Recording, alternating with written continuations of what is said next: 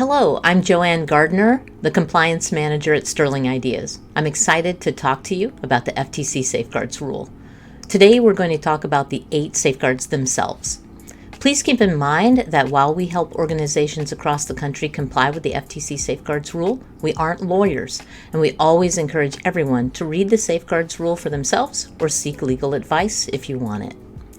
The FTC Safeguards Rule requires you to design and implement safeguards to control risks identified through the risk assessment. There are 8 safeguards the rule specifically names. These safeguards that you implement must then become part of your written information security program. It's good to remember the objectives of all of these measures. 1. To ensure the security and confidentiality of customer information. 2. To protect against any anticipated threats or hazards to the security or integrity of such information. And 3. To protect against unauthorized access to or use of such information that could result in substantial harm or inconvenience to any customer. All right, so let's dive in. On the screen, you'll see the rule itself for each of the safeguards, but that's a little hard to understand sometimes, so I'm going to break them down for you one by one. The first safeguard we'll discuss is access controls. This safeguard means just the way it sounds. Your organization must control who has access to customer information. That's sensitive, non-public personal information, the data you so desperately need to protect. Only people who should be accessing customer information should have the access. Makes sense, right? Physical access controls are often pretty easy to understand. You wouldn't hire a new person at your company and immediately hand them a key to your safe. Another example of a physical control is giving a key to a locking filing cabinet holding paper records only to someone who should have access.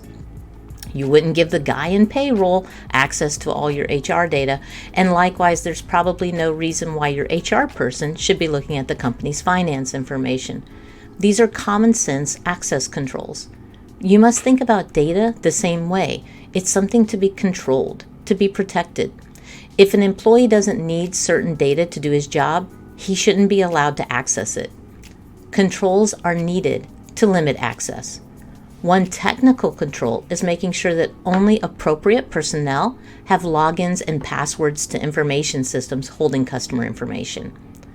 A more overlooked technical control is ensuring that file sharing permissions are properly set throughout your system. The second safeguard is system inventory. You need to know what equipment you have, who you employ, where everything is, and how it all works together.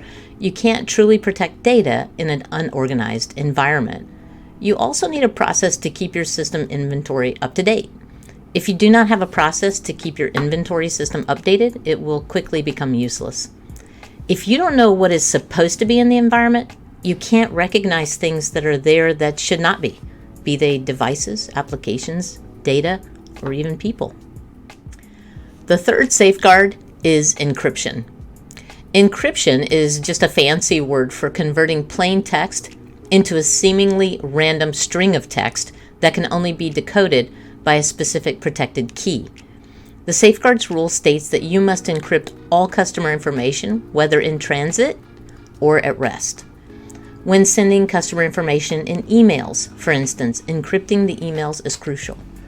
If you're using one of the big cloud providers like Microsoft or Google, they are encrypting at rest for you in the cloud, which is good.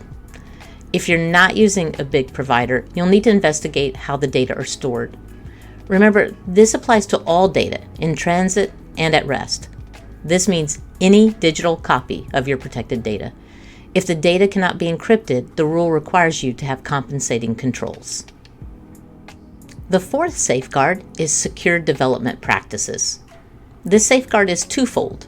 The first part focuses on ensuring that any custom-built applications that interact with customer information are put through a regimented development process.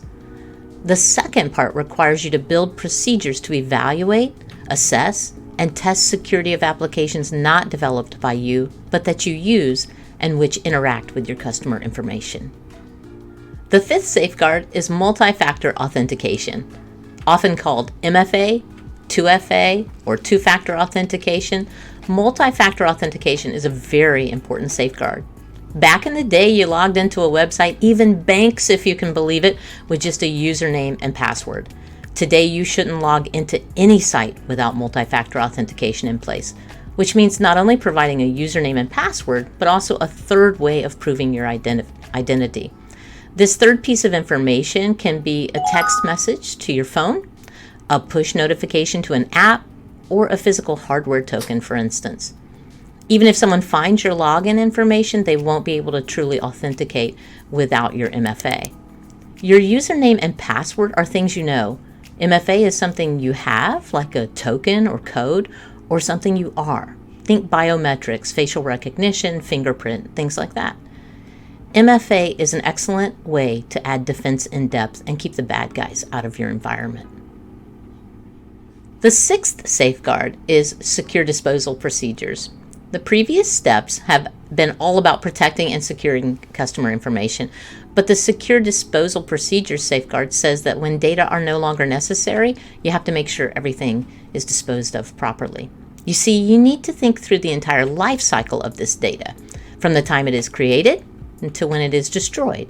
You're responsible for the data for its whole life cycle. If you're disposing of paper, you need a secure shredding process, for instance.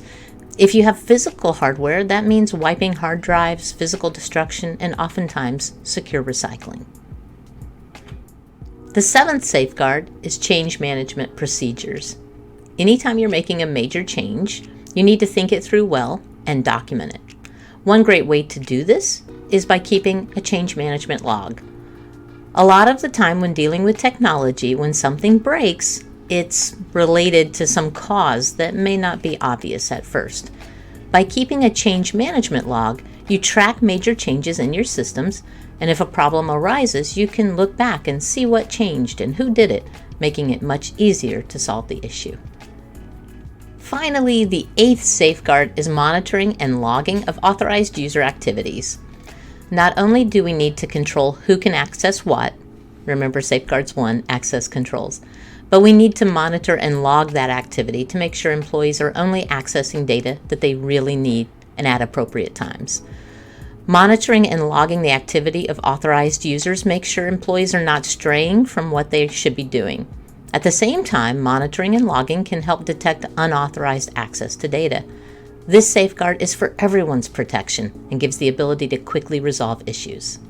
And ta-da! Those are the 8 safeguards laid out in the FTC Safeguards Rule.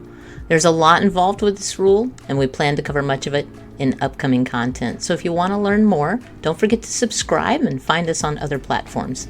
The information you need is in the description below the video. If you want to see videos going into more depth on any of these safeguards, or you have questions about becoming compliant, or have any other technical or compliance questions, please reach out to us. It's what we're here for. Stay vigilant, and thank you so much for watching.